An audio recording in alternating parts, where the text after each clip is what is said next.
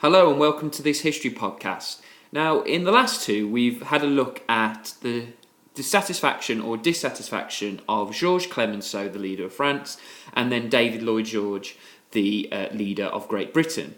But this one is now going to look at Woodrow Wilson, who was this guy down here, the President of the United States of America in 1919. And we're going to ask, like we did with the other two of the big three, was he satisfied or dissatisfied with the Treaty of Versailles?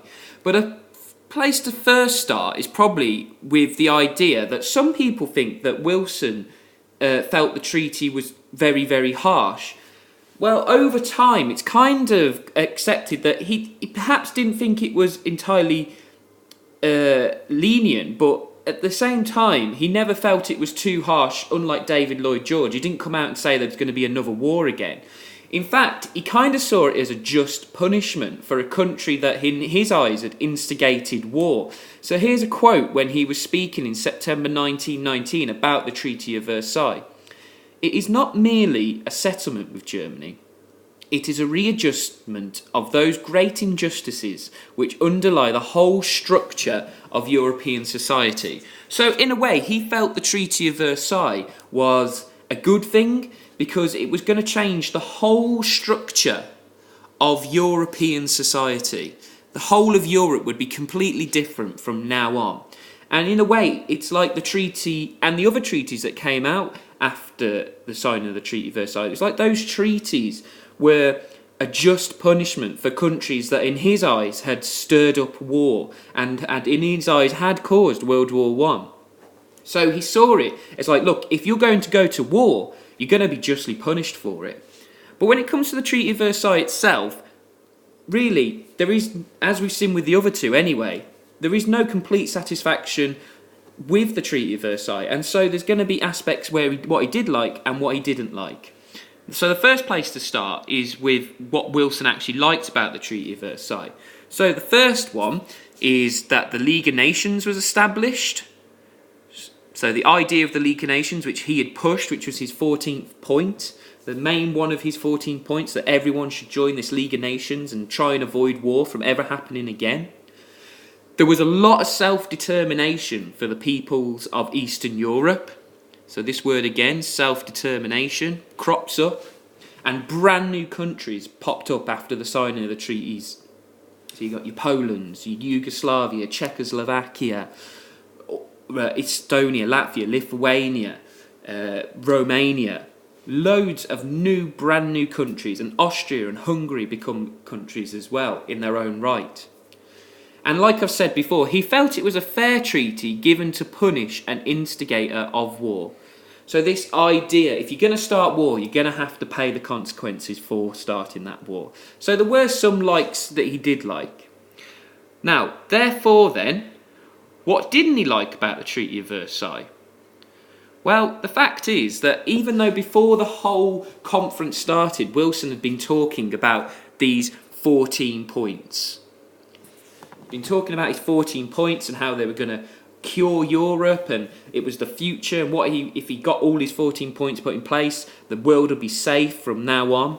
But unfortunately, a lot of his 14 points were simply not included in the Treaty of Versailles. They were ignored, which he obviously didn't like, because he felt, as an idealistic man, that if they followed these 14 points, Europe was going to be a better place and the world was going to be a better place. And one of those 14 points was the idea that empires should not exist anymore. So Britain, France, Italy, Germany, Austria-Hungary, all these countries had huge empires.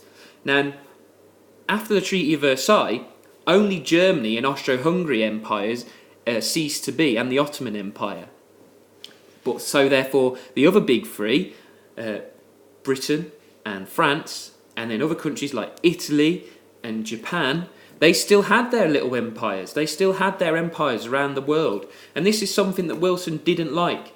And it wasn't fair in a sense that Austro-Hungary had to get rid of their empire and Germany had to lose their empire. And yet, Britain and France especially increased the size of their empire. So Wilson really didn't like that.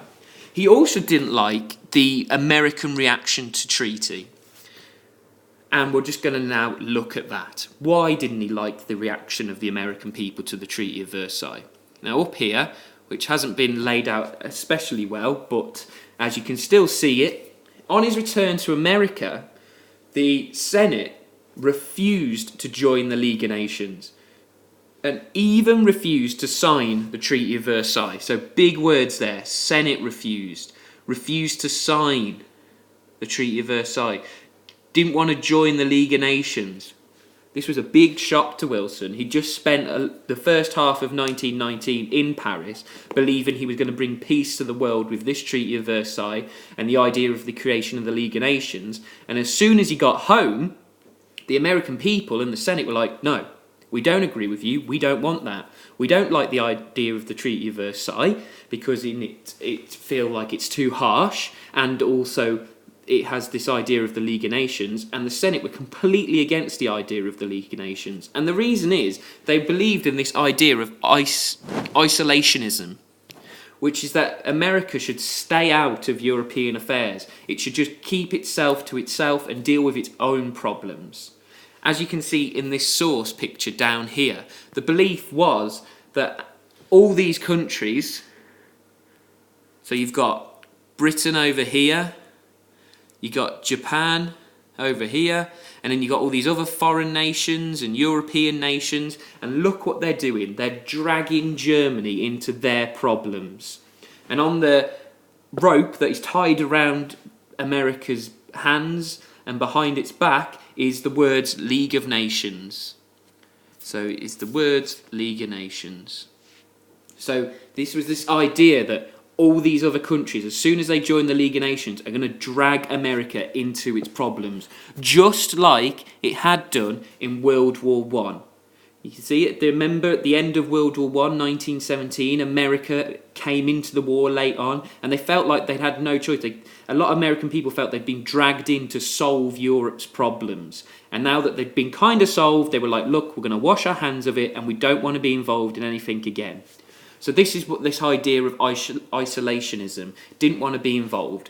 Furthermore, to try and justify this idea of isolationism, they felt the treaty was very harsh. And in the end, Wilson had to try and tour America for months on end towards the end of 1919 and try and push the idea of the Treaty of Versailles and the League of Nations. But it just didn't work. The American Senate just wouldn't accept the ideas of that. And in the end, they didn't join the League of Nations. They didn't ratify the Treaty of Versailles. And in the end, Wilson suffered from a stroke after his long tour around America. So, was Wilson satisfied or dissatisfied with the Treaty of Versailles?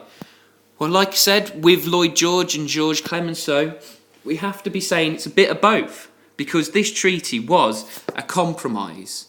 Okay, so I'll just write on here, it's a compromised